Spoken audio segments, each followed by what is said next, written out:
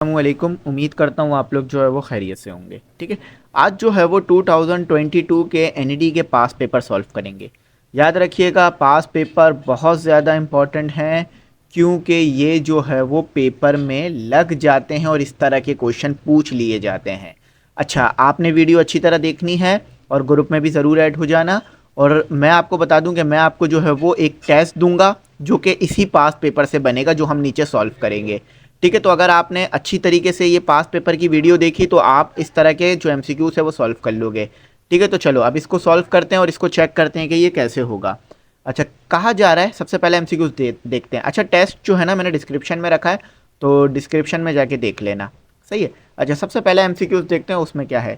कह रहे हैं द रिमाइंडर, आपने रिमाइंडर निकालना है किसका, जो कि ऑब्टेन होगा किससे, इस इक्वेशन से। आप मतलब ये जो एक्सप्रेशन दी हुई है इससे आपके पास रिमाइंडर निकलेगा। याद रखना, ये है डीवी, ये है डिविडेंड, ये आपका डिविडेंड है और ये आपका है डिवाइज़र, ये आपका है डिवाइज़र। तो आपने इन दोनों को आपस में सॉल्व करना है जिससे आपके पास रिमाइंडर निकल कर आएगा। एक तरीका तो ये है कि आप ऐसे सॉल्व कर लो। ठीक है, ये वाला तरीका ये बड़ा लंबा हो जाएगा, हमें इस मेथड को फॉलो नहीं करना। अगर हमने इस मेथड को फॉलो किया तो वो हमारे पास 5 मिनट 6 मिनट लग जाएंगे, तो हमें आसान मेथड फॉलो करना है। हमें क्या करना है, हमारे पास जो ये डिवाइज़र है हमेशा याद रखना इसे इक्वल टू ज़ीरो आप ले लो। डिवाइज़र को क्या करो, इक्वल टू ज़ीरो, यानी x+1 इक्वल टू ज़ीरो आ गया तो आपके पास आ जाएगा x इक्वल टू -1। तो ये आपकी x की वैल्यू आ गई। अब इस x की वैल्यू को यहाँ पर सब्सिट्यूट कर दो, यहाँ पर पुट कर दो।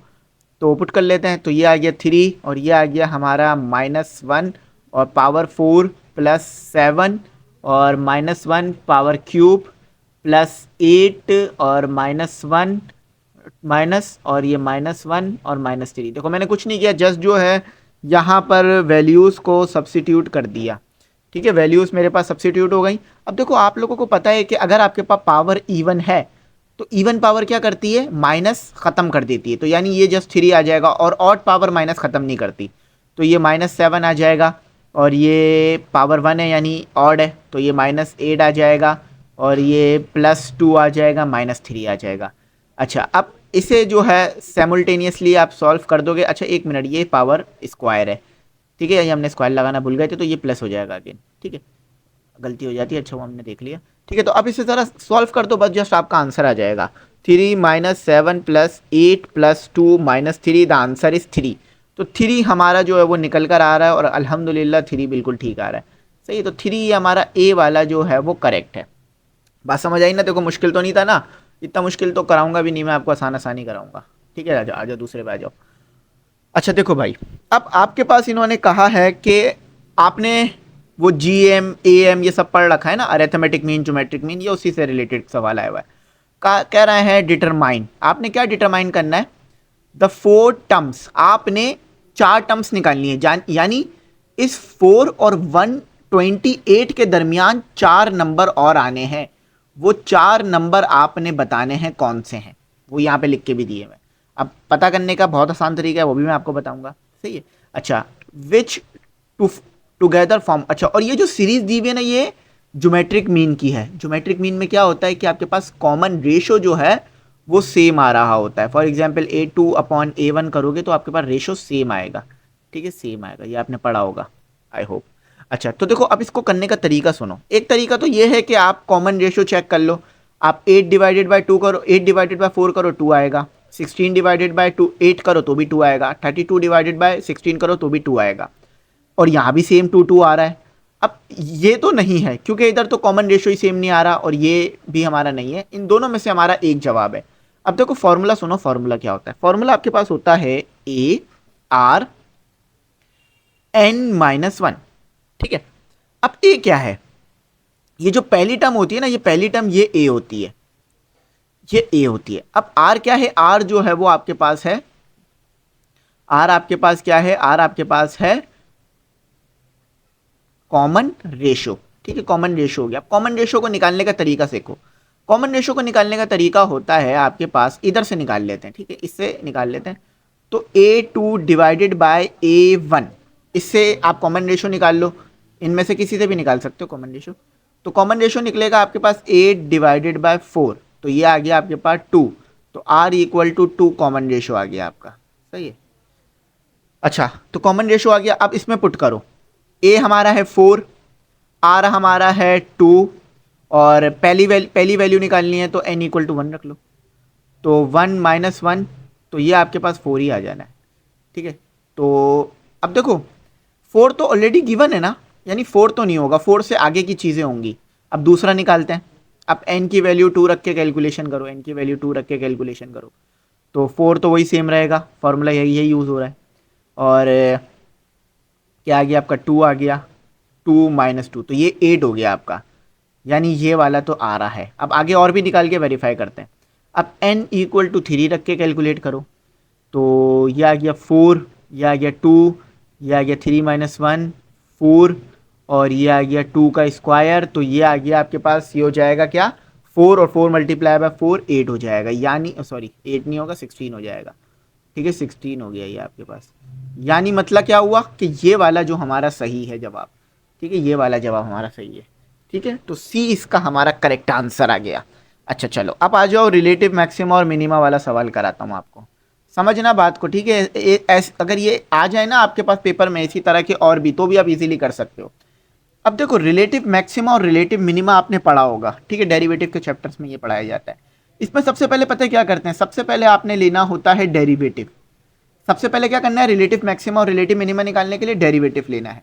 तो डेरिवेटिव कैसे लोगे, इस चीज़ का आपने डेरिवेटिव लेना है, इस फंक्शन का आपने डेरिवेटिव लेना है। ठीक है, तो 3x का स्क्वायर माइनस 18x प्लस 15 हो गया, सही, ये हमारा फर्स्ट ऑर्डर डेरिवेटिव हो गया। ठीक है, तो ये मैंने ए प्राइम भी एक तरफ बनाया ना, इसका मतलब है फर्स्ट ऑर्डर है। अच्छा, अब आपने क्या करना है, अब आपने ये जो डेरिवेटिव आया है इसको इक्वल टू 0 ले लेना है। 3x square minus 18x plus 15 equal to 0। देखो अब ये 3 18 15 ये सब एक ही नंबर पर आते हैं, कॉमन निकाल लो, आसान हो जाएगा सवाल। तो 3 कॉमन निकल गया तो एक्स स्क्वायर हो गया, माइनस ये आता है हमारे पास 6x हो गया, और प्लस 5 हो गया, इक्वल टू 0 हो जाएगा 3 वहाँ जाके। मिडल टर्म ब्रेक करो, कोशिश करो मिडल टर्म ब्रेक करने की, तो minus 5x minus x plus 5, देखो इन दोनों को मल्टीप्लाई कराऊंगा तो 5x स्क्वायर आ जाएगा, माइनस माइनस प्लस हो जाएगा, और 5x square, middle term break करनी आती है ना। ठीक है, तो यहाँ पे देख लो 5x स्क्वायर आ जाएगा, यानी इस नंबर को मल्टीप्लाई कराऊं तो वो नंबर आना चाहिए जो एक्स स्क्वायर और 5 को मल्टीप्लाई करा कर आएगा। तो देखो 5x स्क्वायर और माइनस प्लस करूं तो 6x आ जाना चाहिए, तो वही हो रहा है, यानी हमने सही काम करा है। ठीक है, 9 से करते आ रहे हैं।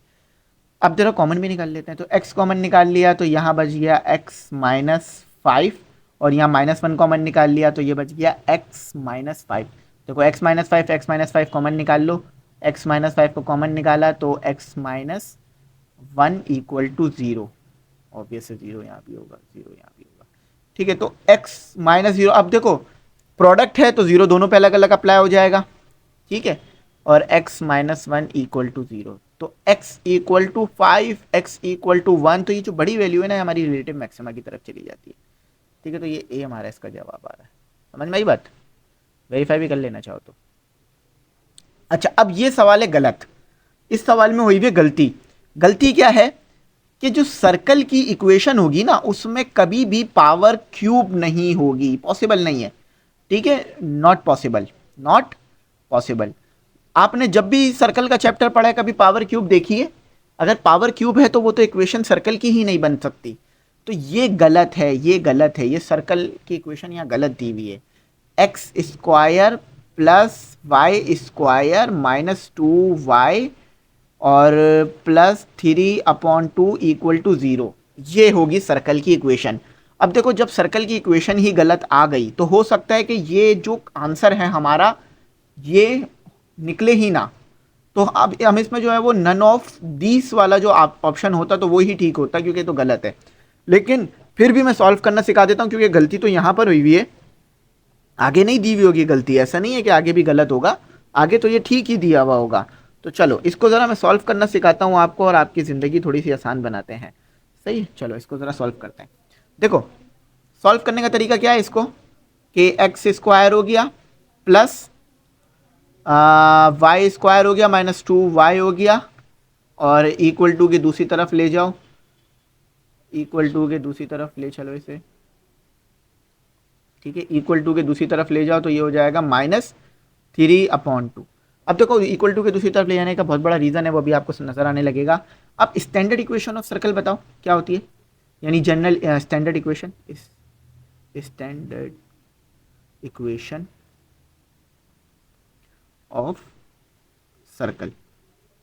देखो स्टैंडर्ड इक्वेशन ऑफ सर्कल हमारे पास क्या निकल कर आती है, स्टैंडर्ड इक्वेशन ऑफ सर्कल में यहाँ पे लिख रहा हूँ आपके पास, जो कि आती है x माइनस एच का whole square plus y minus k का whole square equal to r का स्क्वायर। अब सवाल पूरा पढ़ो, सवाल अभी तक हमने पूरा नहीं पढ़ा। कह रहे हैं if the equation of circle is, circle की इक्वेशन ये है, एक्स स्क्वायर होगा, याद रखना, ठीक है। देन फिर आपने क्या करना है, इस इक्वेशन को यूज करके फाइंड करना है इसका सेंटर। सेंटर जो है वो एच के से डिफाइन होगा और इसका रेडियस डिफाइन करना है, ठीक है। ये एच और के जो है ना, या एच और के नजर आ रहा है, ये एच और ये के, ये सेंटर्स बताएंगे, ये रेडियस बता देगा। अब देखो मजे की बात पता है क्या है, हमें इसका होल स्क्वायर बनाना है, क्योंकि देखो यहाँ पर क्या है, एक्स माइनस एच का स्क्वायर। देखो यहाँ पर जो आपका एच है वो 0 है, लेकिन यहाँ पर आपके पास इसको कंप्लीट स्क्वायर करना होगा। तो देखो यहाँ हम क्या करते हैं, -2 को हम डिवाइड करा देते हैं 2 से और इसका स्क्वायर ले लेते हैं, ठीक है, हाफ कर देते हैं और स्क्वायर ले लेते हैं, तो ये हमारे पास आ जाएगा 1। तो इसको हम यहाँ पुट कर देंगे, तो एक्स का स्क्वायर प्लस वाई का स्क्वायर -2h, और ये आ गया मेरे पास ये आ गया मेरे पास +1। तो ये देखो ये कंप्लीट स्क्वायर हो जाएगा। ये अगर इसको मैं बंद करूँ, इसको मैं बंद करना चाहूँ तो मैं इस फॉर्मूले में बंद नहीं कर सकता क्या, x square plus y y +1 का होल स्क्वायर, इसमें बंद नहीं कर सकता मैं, बिल्कुल कर सकता हूँ। अच्छा अब देखो, अब एक बात और समझने वाली है कि आपने इधर जो है वो 1 लगाया है ना, तो आपको इधर भी 1 को लाना पड़ेगा, ठीक है। इधर भी आपका जो 1 है वो आएगा, वरना बैलेंस नहीं होगा। तो यहाँ पर आपका 1 आ गया, ठीक है। इसको ज़रा हम सॉल्व करते हैं, तो -3/2 + 1, तो ये आ रहा है 1/2। अब देखो मैं मज़े की बात बताऊँ आप लोगों को, एक चीज़ रुक जाओ अभी बताता हूँ। ये आर आपके पास आ रहा है 1/2, तो ये देखो ये वाला ठीक कर लेते हैं, बल्कि वैसे ये डी है। अब देखो मसला पता है क्या है, यहाँ पर हमारे पास ये जो नज़र आ रहा है आपको, यहाँ पर एच, एच कह लो, ये ज़ीरो नहीं होता, ठीक है। यहाँ पर ये के तो आ रहा है, ये ज़ीरो नहीं आता, तो ये गलत है, सवाल ही गलत है, ठीक है। लेकिन मैंने फिर भी सॉल्व करना सिखा दिया है, आगे आए तो आप लोग इसी तरह से सॉल्व करना, ठीक है। इसको भी कंप्लीट स्क्वायर बनाना, एक्स को भी, और फिर वाई को भी कंप्लीट स्क्वायर बनाना, और फिर इस इक्वेशन से कंपेयर कर देना, इस इक्वेशन को इस इक्वेशन से कंपेयर कर देना। चलो अब ये हुआ था गलत, क्या कर सकते हैं। अच्छा देखो अब आपको ये क्या कह रहे हैं, अब आपको ये कह रहे हैं सिंपल कि आप जो है ना, ये क्वेश्चन नंबर 30 में आप मैग्नीट्यूड ले लीजिए या मोड निकाल लीजिए, किसका, z का। ये z दिया हुआ है आपको, z क्या दिया हुआ है, z इक्वल टू, z आपको दिया हुआ है z इक्वल टू, अब देखो ये यहाँ भी गलती है, ये कॉस कॉस थीटा थोड़ी ना होगा कुछ, cos theta plus sine theta, भी ज़्यादा गलती आई इस बुक में, तो मैं ये जो बुक में सॉल्व करा रहा हूँ वापस करा दूंगा, क्योंकि देखो भाई गलतियाँ होंगी तो वापस तो करानी पड़ेगी ना इसे। अच्छा मोड लेने के लिए क्या करना होता है, एक्स का स्क्वायर प्लस वाई का स्क्वायर, समझ लो ये एक्स का स्क्वायर हो गया, ये एक्स का स्क्वायर हो गया, ये वाई का स्क्वायर हो गया। इसको ज़रा पुट करते हैं, तो ये आपका आ गया कॉस थीटा का स्क्वायर प्लस साइन थीटा का स्क्वायर। तो ये क्या निकल कर आया आपके पास, ये आपके पास निकल कर आया कॉस का स्क्वायर प्लस साइन का स्क्वायर। जब भी बोले ना आपको ये कि मोड लो, तो इसका मतलब क्या होता है, x square plus y square, आप पढ़ चुके हो बहुत बार। तो देखो cos square plus sine square आपको पता है ये 1 के बराबर होता है, तो 1 का स्क्वायर रूट लोगे तो 1 ही आना है आंसर में आपके पास, तो ये 1 आंसर आ रहा है इसका सही जवाब, ठीक है भाइयों। मैथ थोड़ी सी मुश्किल रहती है लेकिन कर लोगे इंशाल्लाह, उम्मीद है। बहुत आसान सवाल आ गया है, the slope of the line having the point, आपको स्लोप पूछ रहे हैं, ठीक है। एक लाइन है उसका स्लोप पूछ रहे हैं, उसके पॉइंट्स दे दिए आपको, फॉर एग्जांपल समझाने के लिए कह रहा हूँ, वैसे तो इसका स्लोप कुछ और आ रहा है लेकिन समझाने के लिए, एक पॉइंट ये दे दिया आपको लाइन पर, एक पॉइंट ये दे दिया। अब बोल रहे हैं स्लोप बताइए, ये वाला पॉइंट ले लो 2 3 और ये वाला पॉइंट ले लो 2 6, स्लोप बताओ। स्लोप का फॉर्मूला देख लो, the formula of slope a slope का फॉर्मूला, स्पेलिंग गलत हो गई है, ठीक है। तो स्लोप का फॉर्मूला देख लो क्या होता है, एक मिनट। हाँ, स्लोप का फॉर्मूला देख लो क्या होता है आपके पास। स्लोप का फॉर्मूला होता है m is equal to y two minus y one, ठीक है, divided by x two minus x one. ये स्लोप का फॉर्मूला है आपके पास। देखो अब सारा समझो मेरी बात, ये जो है ना आपके पास एक्स वन है, यहीं पर डिफाइन कर रहा हूँ ताकि आपको आसानी हो। ये वाई वन है, पहला पॉइंट जो है वो एक्स वन वाई वन देगा, दूसरा पॉइंट जो है वो एक्स टू देगा, और ये जो है वो वाई टू देगा। बात समझ आ गई है। स्लोप जब भी निकालने का कहें इस तरह का फॉर्मूला अप्लाई करना। अब देखो वाई टू क्या है, वाई टू समझो क्या है। वाई टू है आपके पास 6 माइनस 3 डिवाइडेड बाय 2 माइनस 2। देखो एक्स टू भी 2 है और वाई एक्स वन भी 2 है, तो 2। तो ये क्या आ गया, m is equal to 3 divided by 0। आपको पता है जब भी डिनोमिनेटर में 0 आ जाए तो वो क्या हो जाता है, इन्फिनिटी हो जाता है।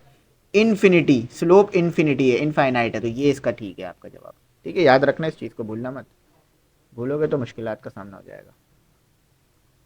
अच्छा एक मिनट, हमारी वीडियो, हाँ रिकॉर्डिंग चल रही है ना, हाँ। कह रहे हैं द डाई। देखो डाई किस तरह की होती है ये देख लो।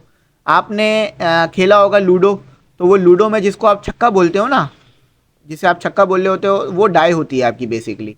ठीक है, ये आपकी एक डाई बन गई, समझ में आ गई डाई। यहाँ पर 1 ले लो, यहाँ पर 2 ले लो, यहाँ पर 3 ले लो, यहाँ पर 4 ले लो, इस तरह से करके, और फिर 5 6, इस तरह की डाई होती है। तो डाई में टोटल कितनी चीज़ें दी हुई होती हैं आपको, 6। टोटल टोटल आउटकम कितने दिए हुए होते हैं याद रखना, क्योंकि ये लगेगा टोटल आउटकम। आउटकम से मुराद ये क्या क्या आ सकता है उसमें, तो 6 चीज़ें आ सकती हैं, है ना। 1 2 3 4 5 6, ठीक है, 6 आ सकती हैं। अब वो क्या रहे हैं, the die is rolled. Rolled का मतलब फेंका गया है ताकि कोई नंबर उसमें आ सके।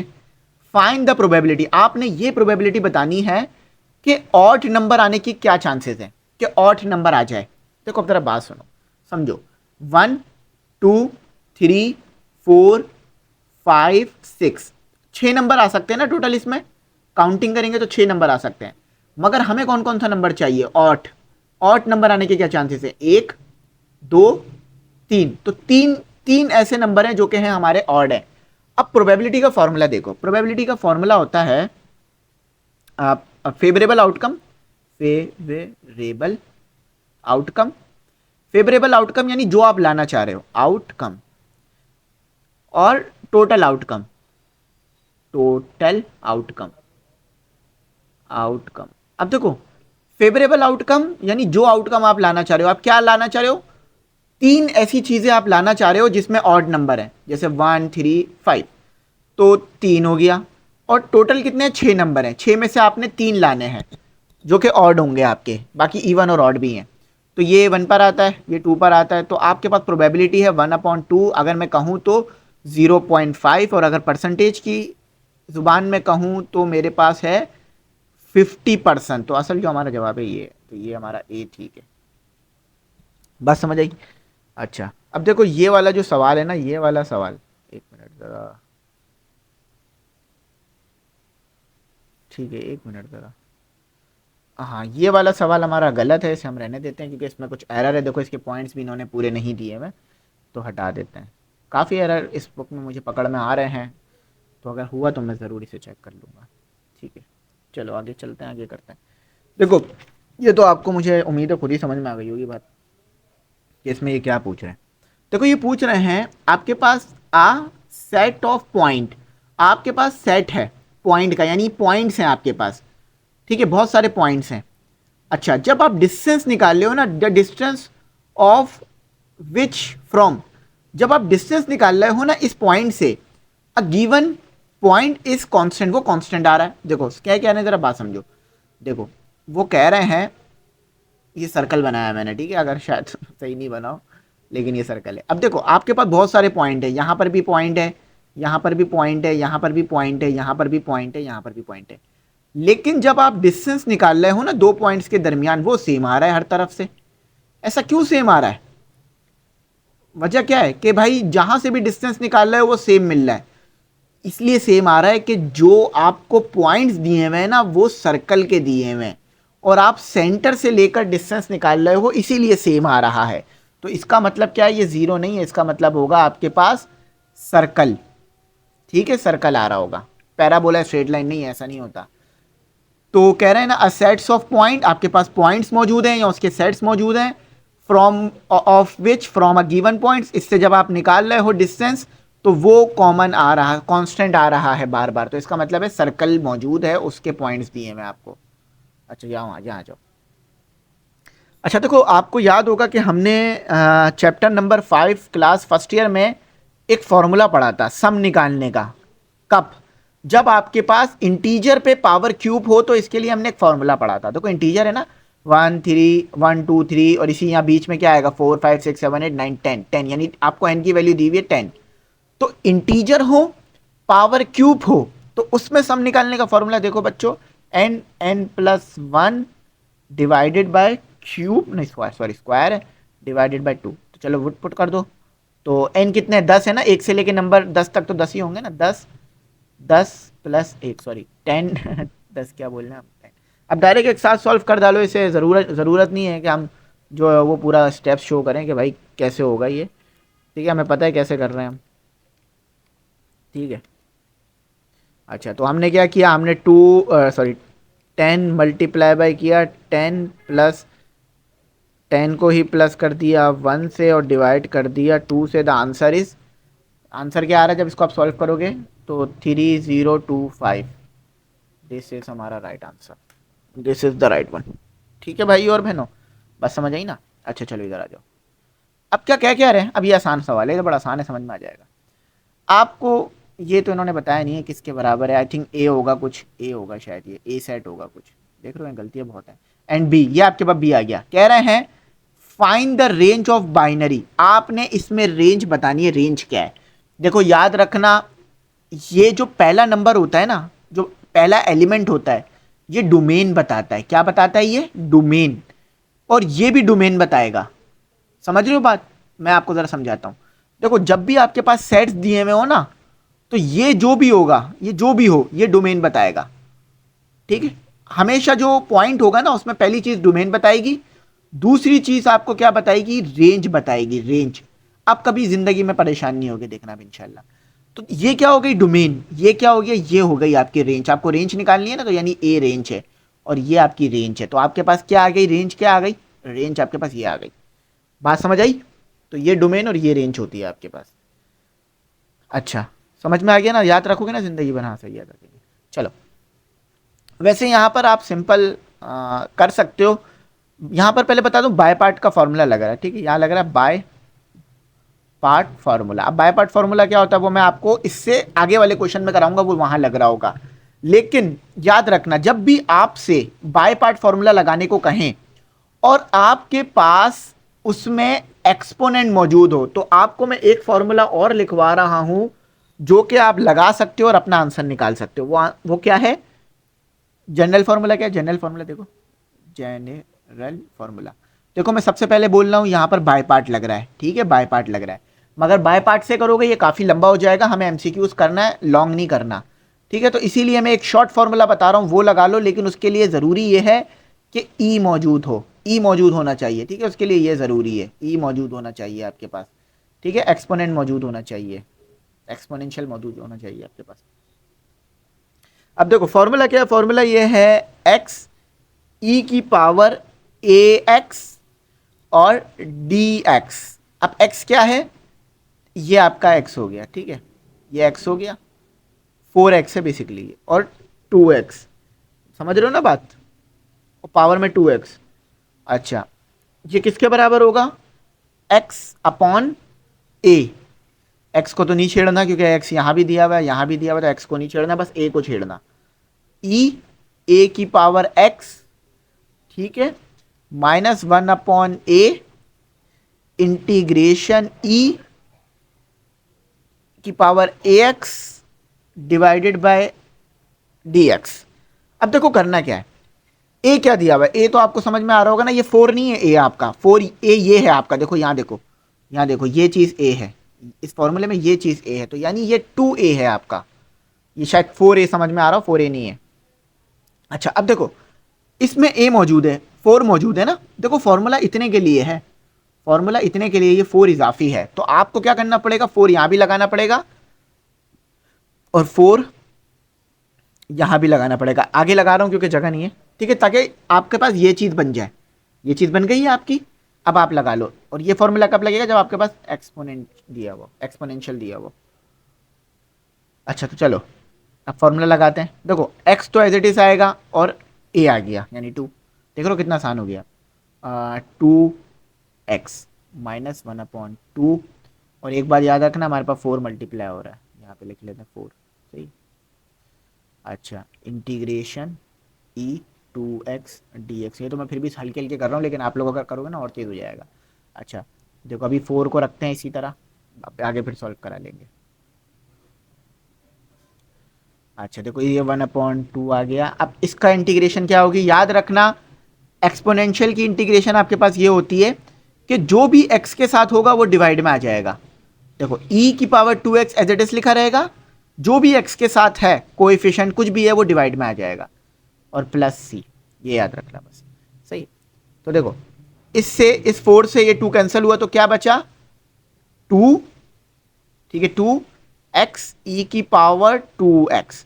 देखो 2 मल्टीप्लाई बाय 2 और 4 जब आगे मल्टीप्लाई होगा ब्रैकेट के साथ तो कैंसिल हो जाएगा। देखो देखो 4 अगर इसके साथ आपने मल्टीप्लाई किया है तो इसके साथ भी तो करोगे ना, तो 4 इधर भी आ गया, 2 multiply by 2 e⁻²x plus c। तो देखो अब यहाँ क्या हो रहा है, देख लो ये कितना आसान हो गया है। तो फिर भी मैं हल्के हल्के कर रहा हूँ, लेकिन आप तेजी से करोगे तो और आसानी से हो जाएगा। अच्छा तो ये कैंसिल हो गया आपके पास, ठीक है। देखो e⁻²x दोनों तरफ है, तो e⁻²x को कॉमन निकाल लो, तो अंदर क्या बच जाएगा 2x प्लस 1 और प्लस c आंसर। इसी बात पे सब्सक्राइब तो बनता है भाइयों, ठीक है। समझ में आ गया क्या किया मैंने काम, कोई मुश्किल बात नहीं थी ना, समझ में आने वाली बात थी, आसान काम था। मुश्किल होता तो मैं खुद भी आप लोगों को बोल देता ये बड़ा मुश्किल है, ऐसी बात हम करेंगे नहीं मुश्किल वाली, ठीक है। अच्छा एक मिनट ज़रा मैं अपना इसको रिमूव कर देते हैं। पता है इसको रिमूव इसलिए कर रहा हूँ क्योंकि मुझे नीचे वाला सवाल भी थोड़ा आपको समझाना है ना। तो ये हमारा रिमूव हो गया। अच्छा चलो नीचे आ जाते हैं। थोड़ा सा पढ़ाने में जो मज़ा है ना वो इसी चीज़ में छुपा हुआ है कि आपको बात समझ आए, सही है। ये कह रहे हैं कि ये बताएं क्या होगा, एल हॉपिटल रूल नहीं लगाइएगा इसके ऊपर, एल हॉपिटल रूल आपको मुश्किल कर देगा, ठीक है। अच्छा एल हॉपिटल रूल अलजेब्रा पे लगाया करें। अब वो कह रहे हैं कि आपके पास लिमिट है, अगर समझ नहीं आ रहा तो मैं इसको लिख देता हूँ। लिमिट है x अप्रोच टू 0 है, साइन 3x है डिवाइडेड बाय साइन 7x है, ये आपके पास आ गया। अब वो कह रहे हैं ये किस चीज़ के बराबर है, देखो इनमें से कुछ एक के बराबर आएगा, ज़रा करके बताते हैं। देखो आपको ये बात याद है सेकेंड ईयर के शुरू में ही मैंने आपको पढ़ाई थी कि जो एंगल साइन के साथ है अगर वही एंगल डिवाइड में आ जाए तो 1 के बराबर होता है, और लिमिट x टू 0 होनी चाहिए। देखो मैं क्या करता हूं, यहां पर 3x है ना, तो मैं मल्टीप्लाई कर देता हूं 3x को और डिवाइड कर देता हूं 3x को, दोबारा कैंसिल करूंगा तो जो चीज़ है वो आ जाएगी ऊपर वाली। तो साइन 7x और मल्टीप्लाई करा दिया 7x को, ठीक है। देखो ये चीज़ क्या हो जाएगी आपके पास, ये चीज़ भाइयों क्या हो जाएगी, भाइयों ये चीज़ 1 हो जाएगी ना। तो लिमिट x टू 0 3x और ये 1 हो जाएगा और 7x। अच्छा अब ये लिमिट हमारी लग चुकी है, इसको हटा देते हैं, x से x कैंसिल हो गया तो 3/7। देखो आंसर तो आसान था लेकिन जस्ट आपको सोल्यूशन थोड़ा बहुत करना था। बात समझ आ गई, याद आया ना, पीछे हमने पढ़ा था फर्स्ट ईयर सेकंड ईयर के अंदर इसे बड़ा डिटेल में। चलो इंशाल्लाह आपको समझ आ जाएगी ना, आप कर लोगे। ये तो बड़ा आसान सवाल है, सेकंड ऑर्डर डेरिवेटिव निकालना है आपने। देखो सेकंड ऑर्डर डेरिवेटिव कैसे निकलेगा, पहले फर्स्ट ऑर्डर डेरिवेटिव लो, तो e⁻²x प्लस 1। देखो इसका तो आप कुछ नहीं कर सकते डेरिवेटिव में, बस पावर का डेरिवेटिव लोगे आप। तो पावर का डेरिवेटिव क्या हो जाएगा आपके पास, e⁻²x प्लस 1, इसका डेरिवेटिव हो गया आपके पास 2। इसका डेरिवेटिव क्या होगा 2, क्योंकि 1 0 हो जाएगा और x 1 हो जाएगा तो 2 हो जाएगा। फर्स्ट ऑर्डर डेरिवेटिव हो चुका है, सेकंड ऑर्डर डेरिवेटिव की तरफ चलते हैं, e⁻²x प्लस 1। तो इसका क्या हो गया, अगेन आपको डेरिवेटिव इसी चीज़ का लेना होगा, ठीक है। तो 2x प्लस 1, तो ये क्या आ जाएगा 2, तो 2 से मल्टीप्लाई हो गया 4, e⁻²x plus 1, the real 1 is. अच्छा एक और चीज़ है कि 1 आपको जो है ना x इक्वल टू 1 दिया हुआ है, x भी पुट कर दो, तो x इक्वल टू 1 पर अगर हम करते हैं तो 4e और ये 1 आ गया और ये 1 आ गया, तो 4e ये 3 आ गया। ये आपका रियल वन आंसर आ रहा है। तो ये आपका किस में आ रहा है, इसमें आ रहा है, ये रहा। ये पावर में होगा, इन्होंने थोड़ा सा नीचे की तरफ करके लिख दिया है इसे, ठीक है, पावर में होगा, ये समझ में आ रही है बात। अच्छा देखो इमेजनरी पार्ट बताओ इसमें कौन सा है। देखो ये आई थिंक आयोटा मालूम हो रहा है मुझे। अगर ये आयोटा है तो इसका सोल्यूशन अलग होगा। मैं इसको आयोटा नहीं मान रहा, इसको मैं 1 मान रहा हूँ, ठीक है। तो इमेजनरी पार्ट हमारे पास ये होगा 1 माइनस, क्योंकि देखो समझ नहीं आ रहा वो आयोटा है या 1 है, ठीक है। तो ये आपका इमेजनरी पार्ट हो गया, तो ये आपका सही आएगा, ठीक है, सी आ गया।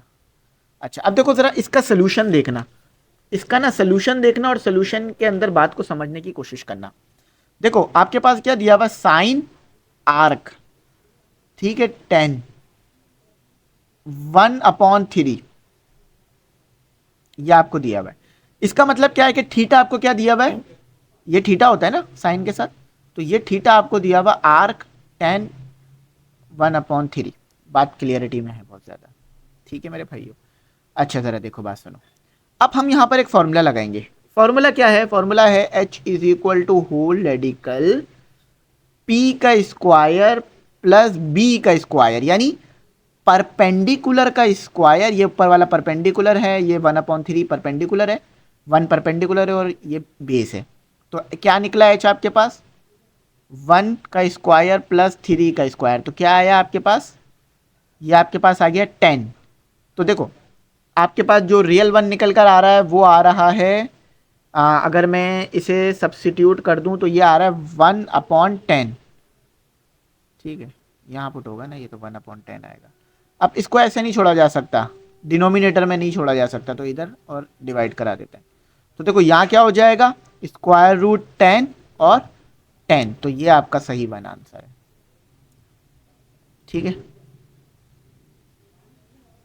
अब यहाँ मैं बाय पार्ट से कराऊंगा आपको, ठीक है, यहाँ बाय पार्ट से कराऊंगा, थोड़ा सा है, ज़्यादा लंबा नहीं है। वैसे तो मैं मज़े की बात बताऊँ आप लोगों को एक, चलो मज़े की बात नहीं बताता हूँ, फिर मज़ा भी नहीं आएगा पढ़ने में अगर मज़े की बात बता दूंगा तो, ठीक है। चलो मज़े की बात बताता हूँ आपको यहाँ पर, ठीक है। चलो जरा बाय पार्ट का फॉर्मूला सुन लो, ये बाय पार्ट से होगा। बाय पार्ट लगाने से पहले एक रूल होता है, ILATE रूल। ILATE रूल आपने पढ़ा होगा, इनवर्स, ठीक है, इनवर्स ट्रिग्नोमेट्रिक वगैरह जो होती है आपके पास, लोगैरिथम, एलजेब्रा, ट्रिग्नोमेट्री, एक्सपोनेंशियल, ठीक है, एक्सपोनेंशियल। तो इनमें से जो भी पहले आएगा उसे यू कहोगे। तो यहां पहले क्या आ रहा है, पहले आ रहा है एलजेब्रा, तो यानी एक्स क्या हो गया, यू हो गया। बाय पार्ट लगाऊंगा मैं यहां पे, ठीक है, याद रखना बाय पार्ट, जब भी मैंने कहा था बाय पार्ट आगे सिखा दूंगा। ये क्या है आपके पास, वी है। तो इनमें से जो भी पहले आएगा, देखो एलजेब्रा पहले आ गया था ना, तो इसलिए यू कह लिया उसे, एक्स को यू कह लिया और साइन को वी कह लिया। अच्छा अब देखो बाय पार्ट फॉर्मूला देखो, बाय पार्ट फॉर्मूला असल चीज होती है, ये याद रखनी है आपने हमेशा इंशाल्लाह, ठीक है। यू और वी डी एक्स, ये जब लगता है जब दो वेरिएबल एक साथ आ जाए। तो सबसे पहले आपने क्या करना होगा, सबसे पहले आपने अपना लिखना होगा u, फिर इंटीग्रेट करना होगा v को, ठीक है, फिर माइनस करना होगा, फिर इंटीग्रेट करना होगा, फिर ब्रैकेट लगाना होगा, u का डेरिवेटिव करना होगा, फिर इंटीग्रेट करना होगा, v लिखना होगा, dx लिखना होगा और ये dx। ये फॉर्मूले ने मुझे भी बड़ा तंग किया था अपने स्टूडेंट कैरियर में, तो इसको बस इस तरह से कर लेना कि इसको जो है वो आप अच्छी तरह से याद रख लेना। मैं सॉल्व करना सिखाता हूँ। देखो सबसे पहले तो u आ गया, u क्या है, x, ठीक है, u आ गया। मैं सबको ना ब्रैकेट करता रहूंगा ताकि आपको समझ में आ जाए। उसके बाद v आ जाएगा, v क्या है, साइन x। ये बहुत तेजी में सॉल्व होने वाला है क्वेश्चन, लेकिन मैं हल्के हल्के इसलिए कर रहा हूं ताकि आपको बात समझ में आए। फिर u का डेरिवेटिव आ जाएगा, मैं इस पर प्राइम डाल रहा हूं, ये डेरिवेटिव लिया नहीं गया अभी तक। फिर v आ जाएगा दोबारा, ये सिखाने के लिए मैं आपको थोड़ा सा डिटेल में ले जा रहा हूं, वरना तो मैं जल्दी लिख लेता। u आपका एज इट इज आ गया, साइन की इंटीग्रेशन होती है माइनस कॉस और x, फिर आ गया आपका माइनस। अच्छा x की डेरिवेटिव क्या होती है, 1 होती है, तो 1 आ गया। अच्छा ये 1 हो जाएगा, लिखने की जरूरत नहीं है, 1 आ गया, ठीक है, अगर लिखना चाहो तो लिख सकते हो, ठीक है। अच्छा अब ये क्या आ गया, साइन x, ठीक है, साइन x आ गया। साइन x की इंटीग्रेशन अगेन वही है, माइनस कॉस x और प्लस c, ठीक ठीक है, तो ज़रा इसको सॉल्व कर लो। Minus x cos x plus, अच्छा एक और बार इसकी इंटीग्रेशन होगी। देखो एक बार इंटीग्रेशन आपने बाहर कर ली, अब एक और बार इसकी इंटीग्रेशन को आपने करना पड़ेगा, डन करना पड़ेगा। डी एक्स, इसकी इंटीग्रेशन एक और बार होगी। ठीक है, तो cos x d x plus c. अच्छा सी अभी नहीं आएगा जब तक आखिरी इंटीग्रेशन नहीं हो जाती। ठीक है, एक्स कॉस एक्स, इसकी इंटीग्रेशन करोगे तो प्लस साइन आ जाएगी, साइन एक्स प्लस सी। ठीक है, ये अब इसकी इंटीग्रेशन डन हो गई। समझ में आया मैंने कैसे किया सवाल को? अब इसमें से कोई भी नहीं है, क्योंकि देखो या माइनस भी है ना, तो ये वाला नहीं बन रहा, या माइनस नहीं है। अगर माइनस होगा तो बन जाएगा, तो इसका ई जवाब सही है, नन ऑफ दीज। बात समझ आ गई कैसे किया मैंने? सबसे पहले मैंने u लिखा, फिर v की इंटीग्रेशन को अप्लाई किया फॉर्मूले के मुताबिक। पहले एक बार v की इंटीग्रेशन की, फिर u के साथ लग के दोबारा इंटीग्रेशन अप्लाई कर दी। म्यूचुअली एक्सक्लूसिव इवेंट और इस तरह के जो सवाल हैं, आई होप मैंने आपको कराए हों, याद आ रहा है मुझे कराए थे। तो यहां पर ज़रा सवाल समझो, ये उसी तरह का एक सवाल है। तो यहाँ प्रिंसिपल ऑफ, मैं लिखूंगा नहीं लेकिन मैं लॉ बता देता हूँ कौन सा लग रहा है। Principle of inclusion and exclusion का जो लॉ है वो लग रहा है। जरा देखो होता क्या है। ऑफ द, आपके पास जो है वो 140 स्टूडेंट्स हैं। कितने? 140 स्टूडेंट हैं। तो इसको ए कह लेते हैं, इसको हम ए कह लेते हैं। अभी से ही यहाँ पे चीज़ों को कर देते हैं डिफाइन, ताकि आगे मुश्किल ना हो। नहीं, बल्कि ये ए नहीं है, ये टोटल स्टूडेंट है। ऑफ द 410, यानी 410 हमारे पास टोटल स्टूडेंट है। तो ये थोड़ा सा गलत है, इसको ठीक करते हैं। ये ठीक है, ये सही, इसको ठीक करते हैं। 410 हमारे पास टोटल स्टूडेंट है। टोटल स्टूडेंट यानी सबका यूनियन। देखो इसका मतलब क्या होता है, सब सब शामिल है, 410 सब शामिल है। अच्छा, उसमें से डी सी एस यानी डिपार्टमेंट ऑफ कंप्यूटर साइंस कह लो, के यू, इसके जो है वो कितने स्टूडेंट है? 220। तो ये ए हो गया। 220 ऐसे स्टूडेंट हैं जो डी सी एस से आ रहे हैं, और 180 ऐसे स्टूडेंट हैं जो सी प्लस प्लस से आ रहे हैं, जिसे हम बी कह लेते हैं। स्टडी पास्कल, ठीक है, पता नहीं स्टडी पास्कल लिखा है या स्टडी पास लिखा है। अच्छा, 25 स्टूडेंट्स ऐसे हैं जो स्टडी कर रहे हैं, जो कि स्टडी नहीं कर रहे हैं, कोई भी लैंग्वेज स्टडी नहीं कर रहे हैं। देखो ये दो लैंग्वेजेस हैं, एक ये वाली लैंग्वेज है, एक ये वाली लैंग्वेज। 240 स्टूडेंट ऐसे हैं जो डी सी एस स्टडी कर रहे हैं, और 180 ऐसे हैं जो सी प्लस प्लस कर रहे हैं, और 25 ऐसे स्टूडेंट हैं जो कि कोई भी लैंग्वेज स्टडी नहीं कर रहे हैं। नाइदर लिखा हुआ है ना, neither language. If 25 student study neither language, how many students, तो कितने ऐसे स्टूडेंट हुए जो दोनों का स्टडी कर रहे हैं। इसमें लॉ देख लो क्या लग रहा है भाई, ये सवालात मुझे लग रहे हैं इसमें थोड़े से जो है ना सही नहीं दिए हुए। चलो, अगर ज़रूरत पड़ी तो मैं फिर इस बुक को जो है वो वापस करवा दूंगा, ताकि भाई हमें तो, हमारा तो बेसिक पर्पस तो पढ़ाई है ना, वो तो हमारी इससे हो ही नहीं पा रही है, जबकि बुक भी बहुत महंगी मिली है। चलो, तो क्या आएगा हमारे पास यहाँ? हाँ, ए इंटरसेक्शन बी। ठीक है, ये हमारा लॉ लग गया है यहाँ पे। अब देखो आपको असल में ना ये निकालना है, ये निकालना है कि कितने ऐसे स्टूडेंट हैं जो कि दोनों पे स्टडी कर रहे हैं। तो देखो ये टोटल स्टूडेंट 410 थे, और 240 लैंग्वेज ए स्टडी कर रहे थे, 180 ये स्टडी कर रहे थे। तो ज़रा ये निकाल लेते हैं। ठीक है, अच्छा, तो अब हम क्या करते हैं, हम इसको ना उधर ले जाते हैं, 420 को इधर ले आते हैं। अच्छा 420 नहीं आएगा, एक मिनट ज़रा रुको। तो 280 प्लस 180 माइनस 420, नहीं ये जो है ना वो 420 नहीं आएगा। मैं ज़रा इसकी एक कंडीशन आपको बताऊं, यहाँ मैंने एक कंडीशन नहीं लगाई। देखो ज़रा मेरी बात सुनो, आपको ना 420 में से 25 को माइनस करना पड़ेगा, क्योंकि 25 स्टूडेंट ऐसे हैं जो कुछ भी स्टडी नहीं कर रहे हैं, तो उसे भी तो माइनस करें। 410 में से माइनस होंगे 25। समझ में आई क्यों? देखो 25 ऐसे हैं जो कुछ भी स्टडी नहीं कर रहे हैं, तो उन्हें माइनस करना पड़ेगा ना हमें 400 में से। तो इसको इधर ले आते हैं, ए इंटरसेक्शन बी को इधर ले आते हैं, और 240 plus 180 minus 200, 410 plus 225 equal to किस तरफ ले आए। अब इन्हें आपस में सॉल्व कर दो साइमल्टेनियसली। तो 240 plus 180 minus 400, 410, 1 minute, 410 plus 25, the answer is 35। 35 student ऐसे हैं जो दोनों लैंग्वेज स्टडी कर रहे हैं। ठीक है, तो कहाँ है 35 है इसमें, हाँ ये रहा। ठीक है, चलो आगे चलते हैं। अच्छा, the equation of tangent, tangent की इक्वेशन निकालनी है। देखो मैं बता देता हूँ कैसे निकालनी है। The equation of the tangent to the curve, curve की निकालनी है आपने। देखो सबसे पहले तो आपने क्या करना है, इसका ना डेरिवेटिव लेना है, इसका डेरिवेटिव लेना है equation of tangent to the curve निकालने के लिए। इसका डेरिवेटिव लेना है। डेरिवेटिव लेने के बाद आपको एक वैल्यू मिलेगी, ठीक है, उस वैल्यू को आपने इसमें पुट करना है। जरा मैं करके दिखाता हूँ।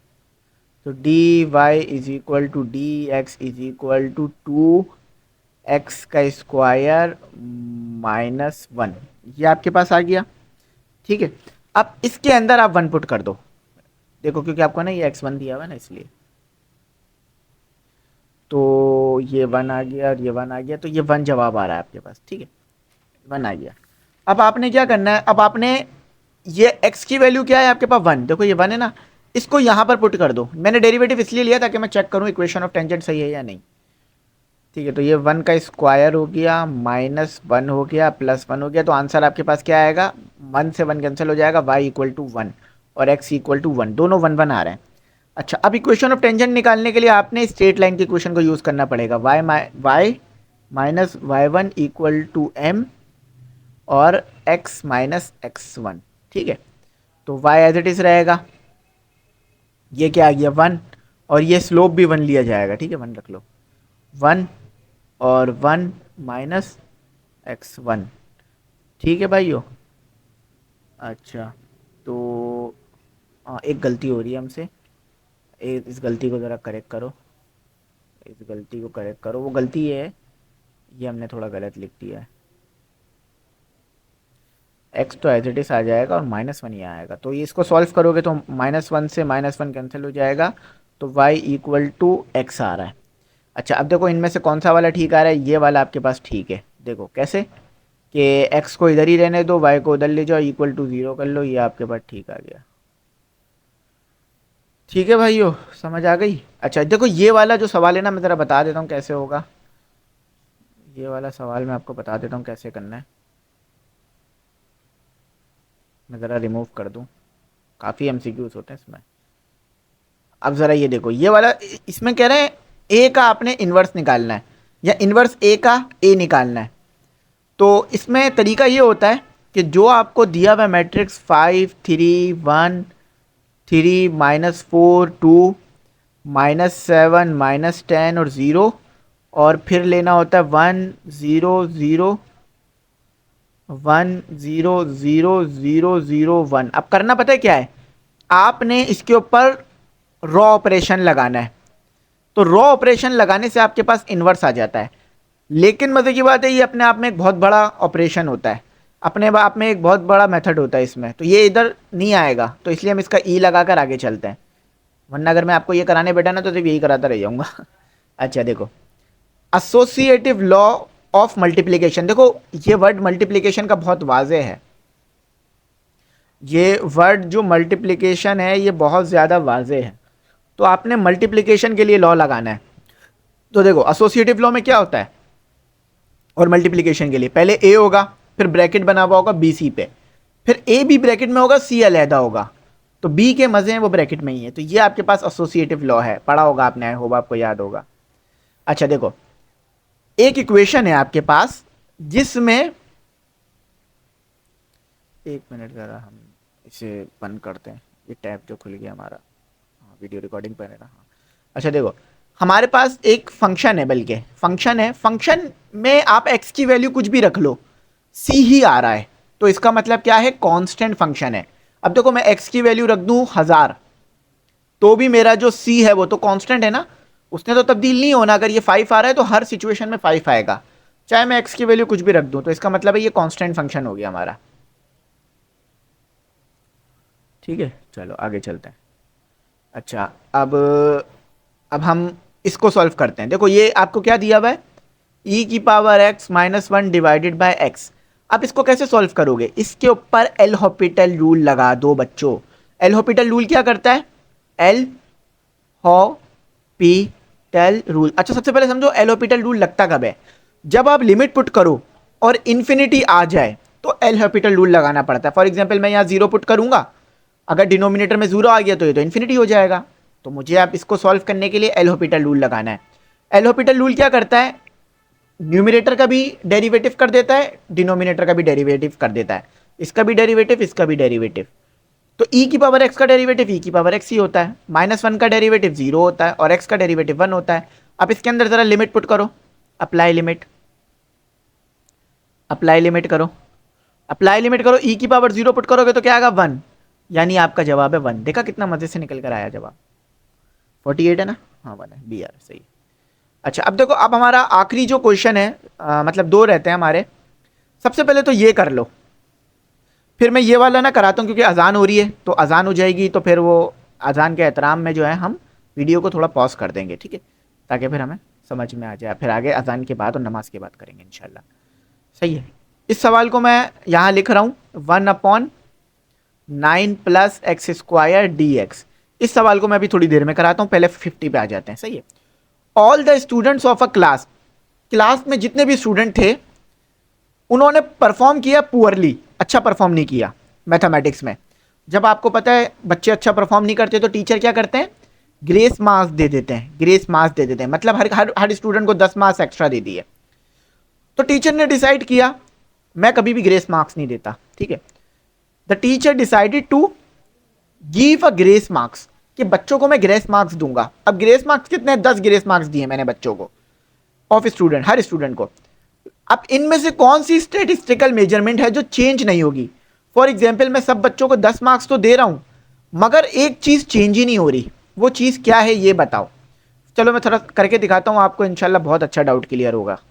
समझो मैं 5 स्टूडेंट का डेटा ले लेता हूं, 5 स्टूडेंट का डेटा ले लेता हूं।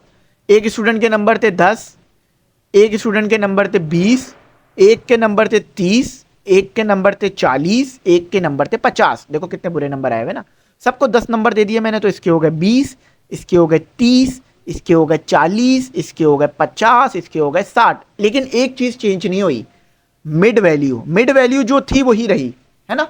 मिड्स की वैल्यू तो चेंज नहीं हो रही है, तो मीडियन चेंज नहीं होगा आपके पास, ठीक है, ठीक है, मीडियन चेंज नहीं होगा, मिड में जो वैल्यूज है वो मिड में ही रहनी है। चलो अब हम करेंगे अपना ये वाला सवाल, ये वाला सवाल करेंगे। ये अच्छी इंटीग्रेशन है इसमें काफ़ी, integration 1/9 plus x square D x. अब देखो यहाँ फॉर्मूला चेक करो, फॉर्मूला कौन सा लग रहा है, फॉर्मूला देखो। चलो हम करते करते केमिस्ट्री पे आ गए। फॉर्मूला यहाँ पे लग रहा है आपके पास इंटीग्रेशन डी एक्स।